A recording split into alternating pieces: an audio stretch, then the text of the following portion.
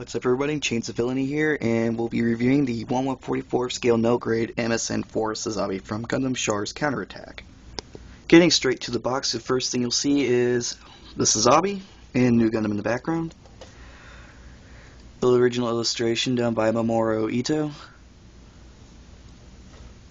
Of course, Bandai. Kit was made in 1988. And you'll see that the kit sells for reasonable 1,000 yen. An overview of the right side shows the completed kit, and it looks like to be professionally painted as always. And on the left side, more shots of the completed kit and demonstrating the funnels, and some text there giving some background story about the Sazabi and Char's Counterattack. Inside you'll find the manual. Cracking it open will review a full-scale picture of the Sazabi's rear end internal mechanisms, funnel container, the head, more text about the movie, and the torso. It'll also show you an overview of the weapons, such as the beam cannon mounted in the chest, funnels, rear of the shield with the grenade launchers, beam saber, beam tomahawk, and the beam rifle. Opening up the manual will reveal the instructions. Pretty basic stuff. If you built a high grade, this is pretty much the same thing, but it being a no grade, this kit actually has about, I think, 6 screws to it. Let's see. Just zoom in here to give you pretty much an idea of what the instructions look like. You'll see right there that there's a screw point to it. And typical 80s inner frame, as in no inner frame at all. But it's pretty much a simple build. And on the back side we have the painting chart, which of course only gives you a basic idea of what to do with the kit, and it's also showing that it's the best idea to paint it while it's still on the runners instead of taking them out by themselves. Getting into the kit itself, we'll start off with the shoulders and the arms. The hands are on a 3-finger trigger split, like so. There is a peg, I don't know if my camera will show you, but a peg in there that you can put the shield on. That's on both arms. The arm will go full 90 degrees, but you cannot swivel it around at this angle. As in, you can swivel around here, but it will not move up. The polycap only moves in this direction. Does not move backwards. The arm does move up and down in a joint here, but does not swivel. The thrusters here swivel down, like so, and swivel back up. They're attached on a little hinge right there, so they pop off, you can easily pop them back on. The legs, you will have a screw in here at the leg. You'll also have a screw down here in the feet, and it's covered up by that red piece. Legs bend that far back, well, forward, but not really bending backwards at all. The foot will move forward and backwards, does not move side to side at all. So you're not getting a lot of articulation out of the Sazabi, leg-wise. Now for the biggest chunk of the Sazabi, its body. It's all one part for the main part, then you have to add on the hoses. Then you have to add on the backpack. Now I would review it separately, but being that it's a bitch to get this thing off, it's going to stay on there. These move up and down on the fuel tanks. The funnel containers launch up and down. The funnels will not come out. No matter how hard I try to take these suckers out, they will not come out at all. Once they're in there for good. So, a keen eye for people that are wanting to be cheap and thinking this is a great way to save money on buying Sazabi. Yes, it's a good kit, but if you want funnel functionality, you're pretty much screwed on this. So keep in mind that the high grade Universal Century might be a better deal for you if you're wanting to pull off a lot of funnel poses. The head is also does not have that much movement. It can go side to side like that, but up and down, pretty much nothing there. As for the siding skirts, they just move up. No swiveling to the sides, nothing. And to get a good idea of how much the armor constricts the legs, it only goes out that far. But the legs can move that far back. So you can pull off some flying poses if you have an action base to put him on. So let's get this guy put together and see what he looks like overall. And putting him all together, you'll have the infamous Sazabi. And he looks pretty accurate to the anime, actually, once you put them all together. Get a nice full 60-degree view of him here.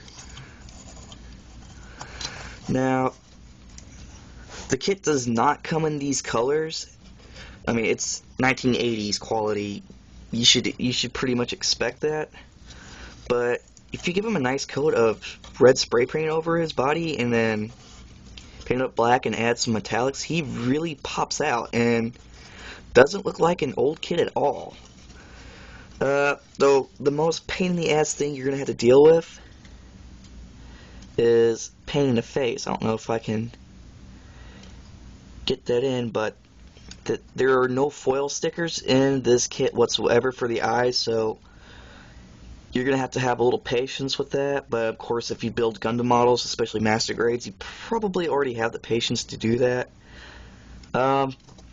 It does come with the musical note that's on there, and it also comes with a Neo Zeon sticker for the shield. But once you paint it, a lot of the details will really pop out.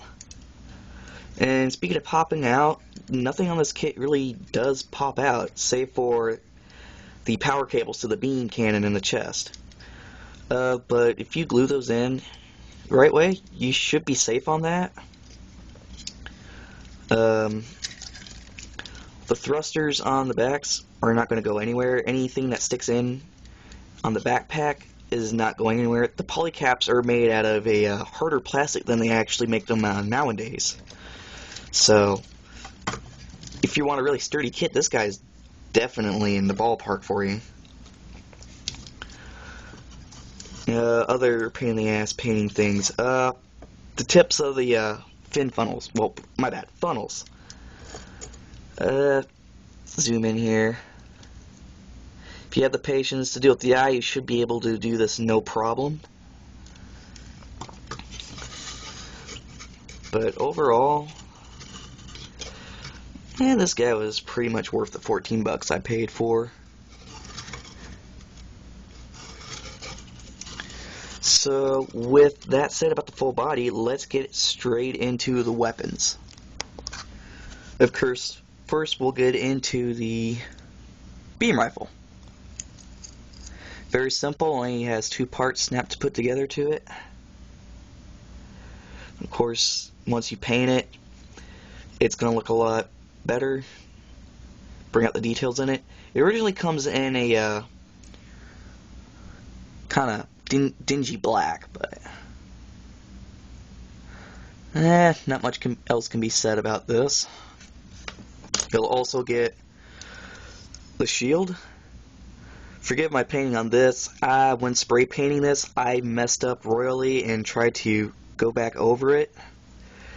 So it's not looking the greatest, but I'm sure if you did pretty much took your time and like what I did, then it'll come out a lot better.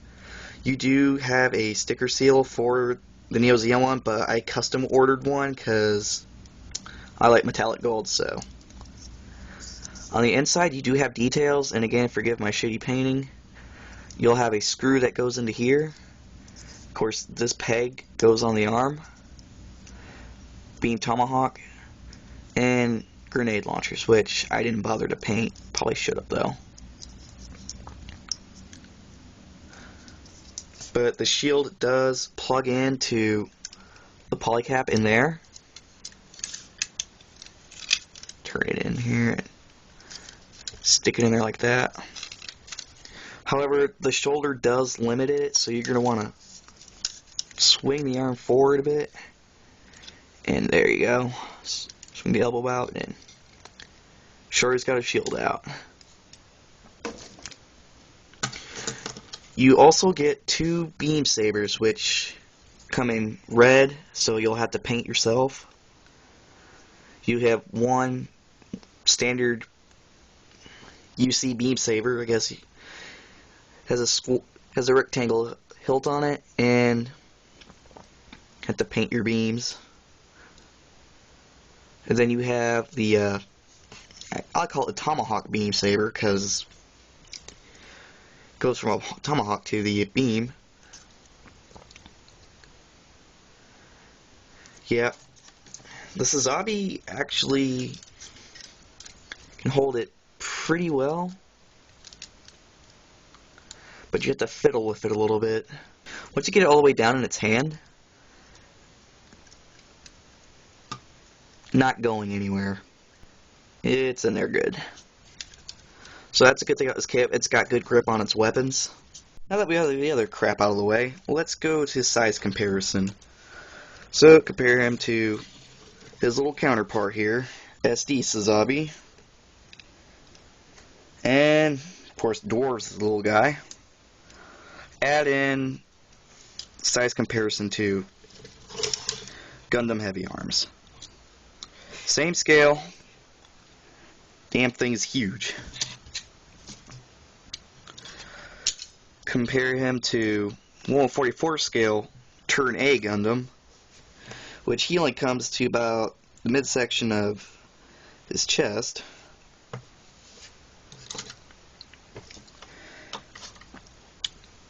And he's even as big as Burning Gundam here.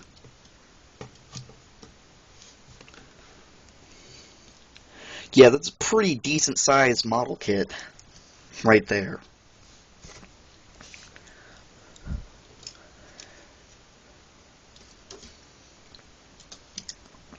So you're definitely going to get a decent sized kit out of this guy, even though he's articulation is, well, crap for some things.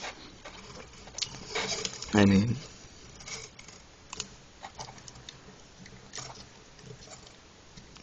at least he can like do some beam saber stuff with his poses, but you're really not going to get too much because his legs are not on a ball joint for the hips. So pretty much sword fighting poses is what you'll get out of him, but you can also get some decent shooting poses off of him too. He'll also fit on an action base for sure, as I've mentioned. And pretty much this guy's pretty much there to look cool for your collection. And if you're a die-hard Char Aznable fan like I am, and a cheap ass top of that, then this guy will definitely satisfy you after you've painted him up real good. But let's see, overall this guy doesn't have a lot going for him, given that the high grade UC is a lot better from what I've heard. I haven't bought one yet, but I've heard it's a lot better. And it comes with stuff where the funnels can actually come out and attach to little tubes like the Dragoon stuff for the Strike Freedom full burst mode. It's got a lot of better mobility in the high grade UC, but if you want a durable kit, you love vintage kits, because I know I love me some vintage kits, this guy is worth the money that you're going to pay for him. I mean, you know, with Gunpla, you get what you pay for, so this guy's a good investment if you're into painting. So overall, I would give this kit an 8 out of 10. And I may be a little biased because I love Sazabi, but this guy's really, only an idiot would break him.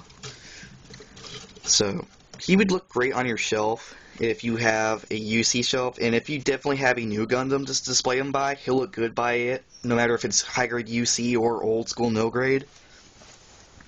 So yeah, this guy's definitely get for Char fans or old school fans, and that's pretty much the only demographic that's going to be appealing to, besides the cheap price tag. Robots for Less got this guy for $14.99. Don't go on eBay because they have them for like 21 bucks, which is overkill for an old ass kit. So that does it for this review of the Sazabi. This has been Chains of Villainy. You can follow me on my Tumblr, which is the same username. Pretty much it. Hail Neo Zeon.